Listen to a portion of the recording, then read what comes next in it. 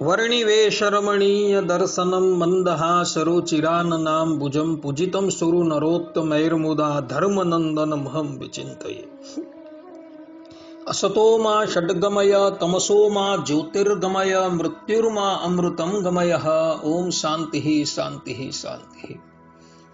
આજની જ્ઞાન સભાની અંદર પધારનારા બધા જ ભગવદ ભક્તોને વેદાંતાચાર્ય પુરાણ ઇતિહાસ આચાર્ય એમએ ફિલોસોફી શાસ્ત્રી રાકેશભાઈના હેતપૂર્વક જય સ્વામિનારાયણ। ભક્તો, આજની આ જ્ઞાન સભાની અંદર આપણે બધા ભગવાનના ભક્તને પ્રસાદ જમાડવાનું મહાત્મ્ય જે છે એ શાસ્ત્રના વચનથી શ્રવણ કરીએ।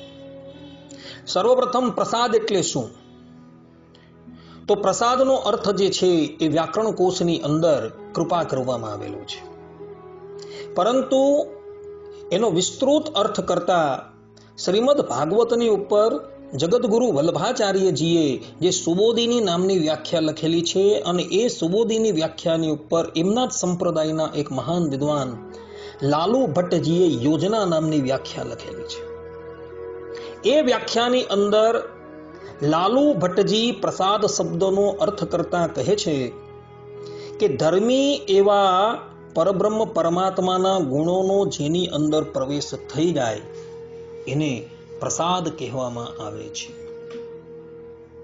અર્થાત કે પરબ્રહ્મ પરમાત્માની સન્મુખ જ્યારે આપણે નૈવેદ્ય ધરાવીએ અને ભગવાન જ્યારે ચક્ષુ ઇન્દ્રિયથી એ નૈવેદ્યની સન્મુખ જ્યારે જુએ છે, દ્રષ્ટિ કરે છે, ત્યારે એ પરમાત્માના ગુણો જે છે એ નૈવેદ્યની અંદર પ્રવેશ પામી જાય તો એ પછી એ નૈવેદ્ય પ્રસાદ કહેવામાં આવે છે।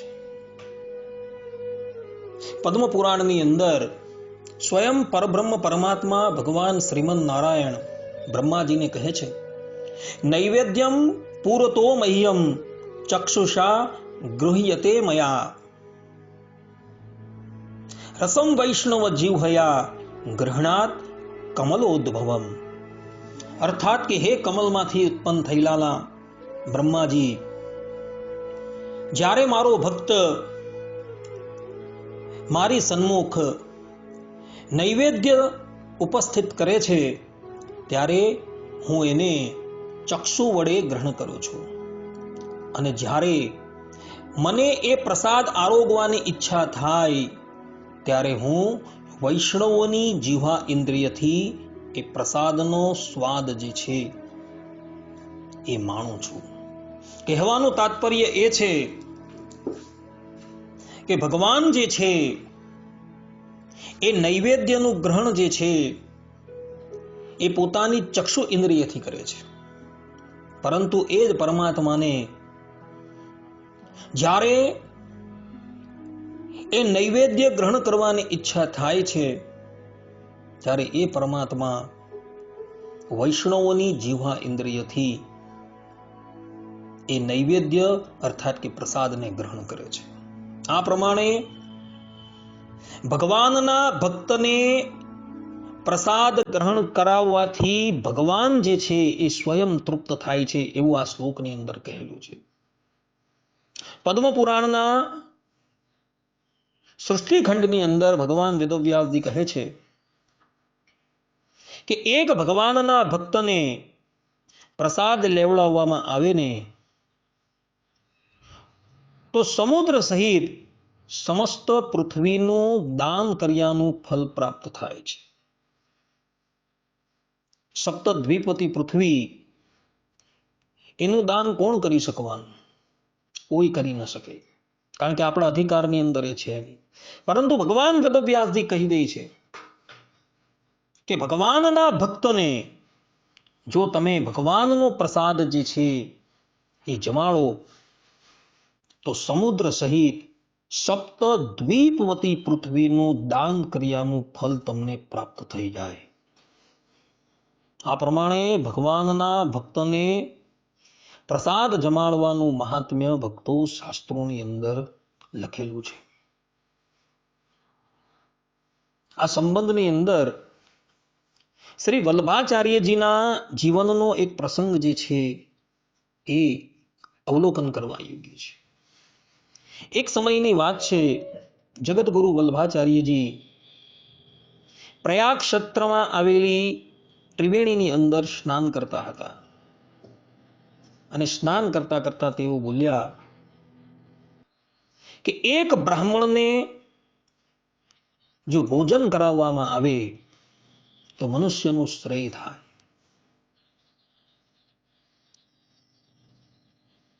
ત્યાં કિનારા પર જ શ્રી વલ્લભાચાર્યજીનો એક શિષ્ય જે છે એ ઉપસ્થિત હતો. એ આ વાત સાંભળી શ્રી વલ્લભાચાર્યજી પ્રત્યે બોલ્યો કે કૃપાનાથ, મનની અંદર 100 બ્રાહ્મણને જમાડવાની ઈચ્છા હોય પરંતુ પરિસ્થિતિ ન હોય તો શું કરવું? ત્યારે વલ્લભાચાર્યજી કહે છે તો એક ઉત્તમ બ્રાહ્મણને અર્થાત કે વેદ વેદાંગના પ્રારંગત બ્રાહ્મણને જો ભોજન કરાવી દેવામાં આવે તો 100 બ્રાહ્મણને ભોજન કરાવ્યા બરાબર થઈ જાય.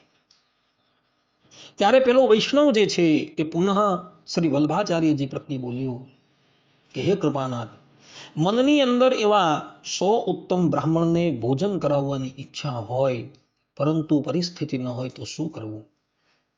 ત્યારે વલ્લભાચાર્યજી કહે છે તો પછી એક ભગવાનના ભક્તને ભોજન કરાવી દેવું. અર્થાત કે એક ભગવાનના ભક્તને ભોજન કરાવી દેવા માત્રથી એક 100 ઉત્તમ બ્રાહ્મણને ભોજન કરાવ્યાનું ફલ પ્રાપ્ત થઈ જાય છે. ત્યારે પુનઃ પેલો વૈષ્ણવ જે છે એ વલ્લભાચાર્યજીને કહે છે કે કૃપાનાથ, મનની અંદર એવા 100 ભગવાનના ભક્તને ભોજન કરાવવાની ઈચ્છા હોય પરંતુ સ્થિતિ ન હોય તો શું કરવું? ત્યારે વલ્લભાચાર્યજી કહે છે તો પછી એક પ્રેમી ભક્તને જો તમે ભોજન કરાવી દો તો 100 ભક્તને ભોજન કરાવ્યાનું ફલ પ્રાપ્ત થાય. ત્યારે પુનઃ પેલો વૈષ્ણવ આચાર્યશ્રીને કહે છે કે એવા 100 પ્રેમી ભક્તને ભોજન કરાવવાની મનની અંદર ઈચ્છા હોય પરંતુ પરિસ્થિતિ નથી તો શું કરવું? ત્યારે વલ્લભાચાર્યજીના નેત્રની અંદર આંસુ આવી ગયા.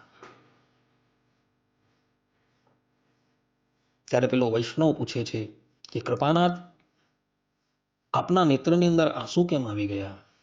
ત્યારે આચાર્યશ્રી કહે છે એવો એક પ્રેમી ભક્ત તમે શોધીને લાવો તો ખરા. અર્થાત કે એવો પ્રેમી ભક્ત જે છે એ મળવો અત્યંત દુર્લભ છે કે જે હંમેશા ભગવાનના પ્રેમની અંદર જ મગ્ન રહેતો હોય છે. એવા એક પ્રેમી ભક્તને તમે શોધીને લાવો તો ખરા. આ પ્રમાણે ભક્તો વલ્લભાચાર્યજીએ પોતાના શ્રી મુખે ભગવાનના ભક્તને ભોજન કરાવ્યાનું ફલ જે છે એ પ્રતિપાદન કરેલું છે.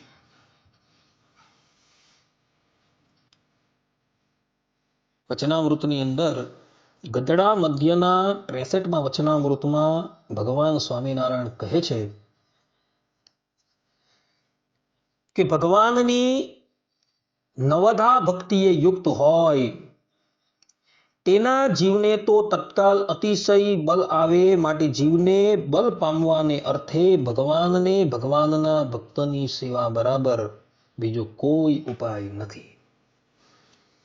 અર્થાત કે ભગવાન અને ભગવાનના ભક્તની સેવા કરી હોય અને એ સેવા કોઈ પણ પ્રકારની હોય, ચાહે એને અન્ન વસ્ત્ર કે જલથી તૃપ્ત કરો કે એની કોઈ શારીરિક સેવા કરો,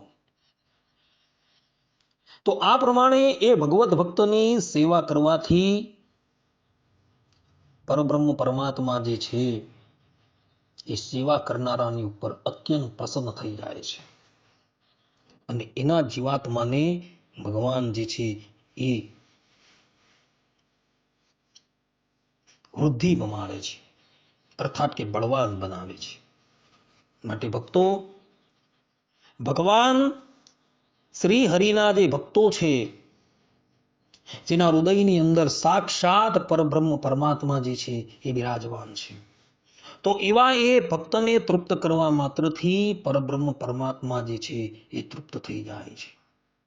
શ્રીમદ ભાગવતના ચતુર્થ સ્કંધની અંદર ધ્રુવજીની સ્તુતિ આવે છે.